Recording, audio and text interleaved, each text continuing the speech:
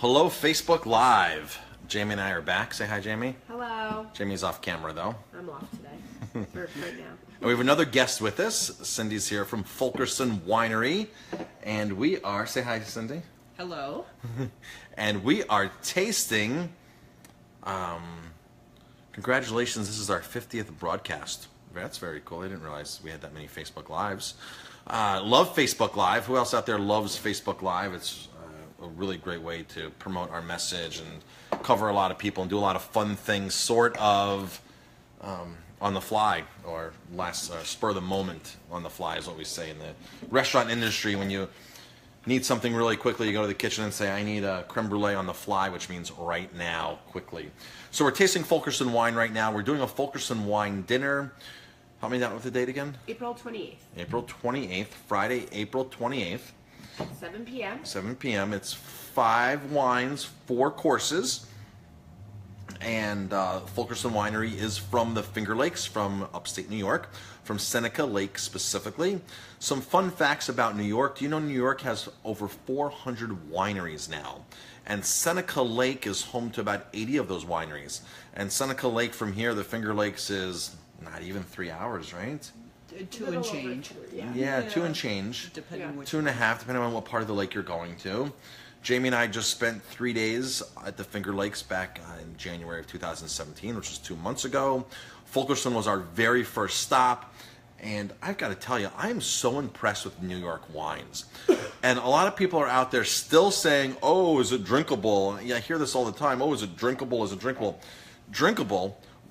The Finger Lakes, Long Island, and the Hudson Valley are producing amazing world-class wines. Now, when you approach these wines, you cannot compare them to California. You can't compare them to Italy. You can't compare them to France. You can't compare them to other regions that you've normally had wine from. Each region has its own terroir, grapes, style, its own longevity. Weather. There's a lot of different things that affect a wine region, and in some parts of the world, like in Europe especially, what affects the wine region is what the government tells the wineries they have to do by law. You have to plant this grape, you have to age it for this long. So when you see Brunello di Montalcino, it has to be 90% Sangiovese, it has to be oaked in big Slovenian oaks, those big massive barrels. When you go into Bordeaux, Loire, everything is so specific there. The nice thing about the United States is we're open to experimentation. And the Finger Lakes are definitely a place that people are experimenting with wine. And Fulkerson, I feel, is probably one of the wineries that's really making some really awesome stuff, like a Syrah that we're going to taste.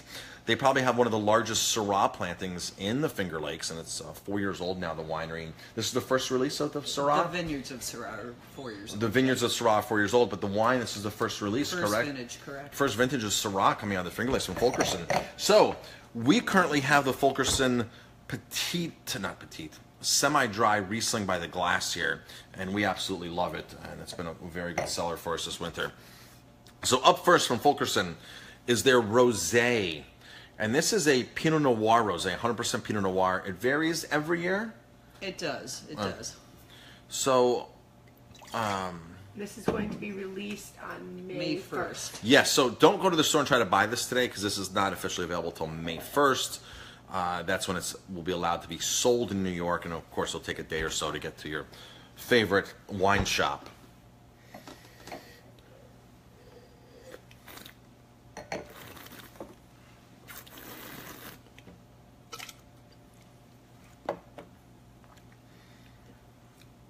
I love rosé. Rosé is just one of those wines that I like to drink rosé all year. People say, well, rosé in the summertime is a great summertime wine.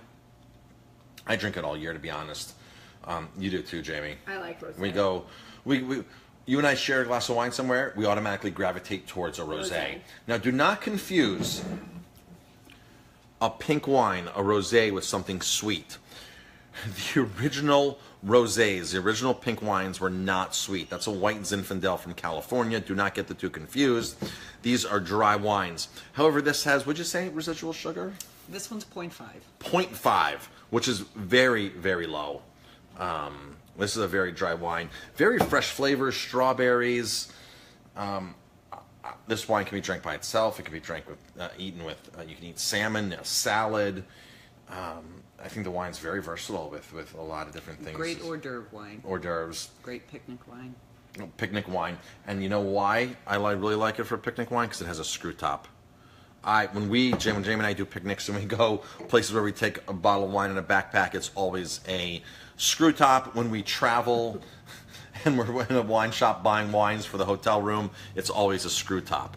So kudos to screw tops. I'm really a big fan of screw tops. The next one is the Gruner Veltliner, and this is this is the grape. Gruner is the grape, and Gruner is a Austrian wine, Austrian grape, being planted here in New York in the Finger Lakes. How many other vineyards are doing Gruner? Right now, there's 6 or 7 that are doing a Gruner Veltliner. So that's not many out of the 80 wineries on Seneca Lake alone, in the 400 in New York. So Gruner is something that I really didn't know existed in the Finger Lakes until I actually showed up to Fulkerson, and I was like, wow, I had no idea. So we have a couple Gruners on our list, and of course they are from Austria, and we're really excited. This one is this one available now? It was just bottled. It is available now. It is available, and this is the 2015 16 2016 vintage. Gruners are also another wine that typically have a lot of minerality, a lot of crispness. They can be consumed by themselves. Another hors d'oeuvre wine, fish wine. I like them with lobster, with scallops. Great with lobster and scallops.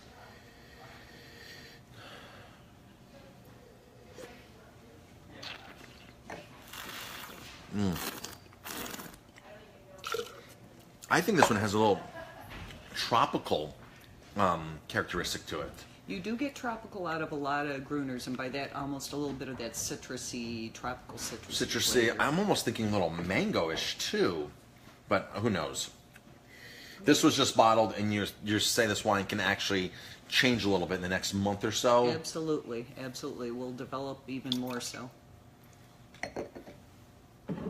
Let's see. I think one of our last Facebook Lives last week was with tasting some Fulkersons. Sure was. We did what did we do? The Cabernet and... Cab Sauv, you did the semi-dry Riesling and the Vidal Blancas. Yes, you watched it. I did. And the Dornfelder. And the Dornfelder. And Dornfelder, yes. Next up is the Syrah. Now, Jamie and I barrel tasted this Syrah back in January, and this is your very first vintage of Syrah. About 3 to 4 acres planted, you said? Just under 3. Just under 3 acres. Not a common varietal at all in New York, in the Finger Lakes. Long Island more so, but in the Finger Lakes, this is sort of like an experimental thing. And we tasted it in the barrel, and we fell in love with it. It was amazing. Now this one here is very slightly oaked, correct? Under 10%. Under 10%. Now you will be releasing another one with more oak. Probably in another year or so. Okay. This is more Nouveau style. More Nouveau style, lighter. The nose on here is wonderful. The color's beautiful. And Syrah is typically from the Rhone. So it's a grape that's grown in France and Rhone. The Rhone Syrahs are typically more reserved than a California Syrah, which is much more reserved than an Australian Syrah. So if you drink Australian Syrahs, again, you cannot compare one Syrah to another Syrah. It's just different wine regions are incomparable. I think a lot of things that people misunderstand about all these other wine regions around the world is that they're producing wine for their climate and for their terroir. So, for example, a lot of people love Chilean wine. They love Argentinian wine. Well, if you go to Patagonia, they're producing a much different style of wine down there than the other regions of wine because of the high altitudes of very cool nights. And even within other bigger regions like Abruzzo, when Jamie and I went to Italy and we traveled in through Abruzzo our last couple days, most of 1,000 wineries from Abruzzo from Italy are coastal, and they're very warm and very ripe, and the wine is very different than the 2 or 3 vineyards that are located up on the very tops of the mountains or in the mountains near Popoli, and where they have very cool nights, warmer days, and they have to keep the grapes on the vines much longer to develop. So again, you really have to understand what's going on in that region before you can say, well, they're not making good wine. And this is the one gripe I have when people say that about New York is, I got to tell you, we are the oldest wine region. The Brotherhood Winery claims to be the oldest winery in the country. We were making wine before a lot of those other regions. There's a reason for that. And during Prohibition, Brotherhood Winery was still allowed to make wine because they were making wine for the Catholic Church. Did you know? Yeah. So that's a neat fact. So they are one of the oldest continuous wineries. And if you've not tasted wines from the Hudson Valley, shame on you. Get out there and taste. There's some really, really awesome wines coming out of the Hudson Valley.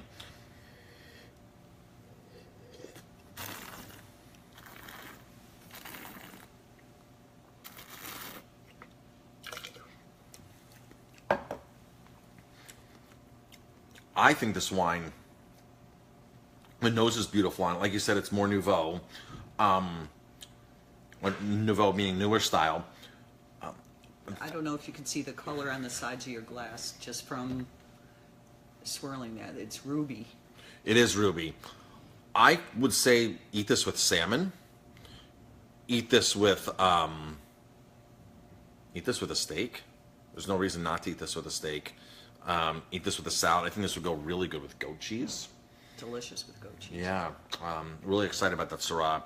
And what's really exciting is we got to taste it in the barrel before it was ever released. And again, May 1st release on this, so do not try to go buy this now. May 1st release. And now for the exciting one.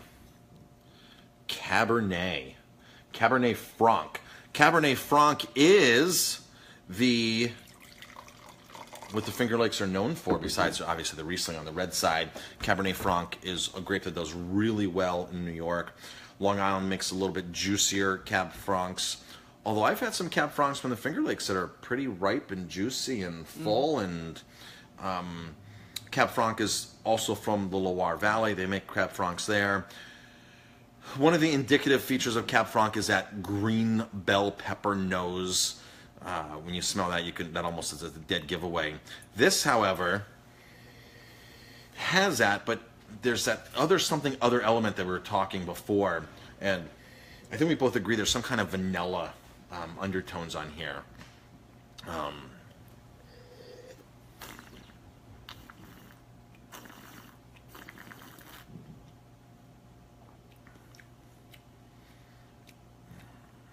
I gotta tell you, Cab Franc from Long Island, from the Finger Lakes, is one of my go-tos, and this Cab Franc is fantastic. How would you describe this Cab Franc? Is there anything that makes us stand out? Is there a story to the vineyard? How long has the Cab Franc been being made from Fulkerson? We've been making Cab Franc for a few years now, and each vintage obviously is different than the last, and it has to do with the seasonality. And you will taste a difference between the west side of the Seneca Lake versus the east side as far as the grapes go. Again, as you were speaking, the terroir, the soil, the gravel versus the clay, where you are on your slope, the wind, the sun, everything does affect it.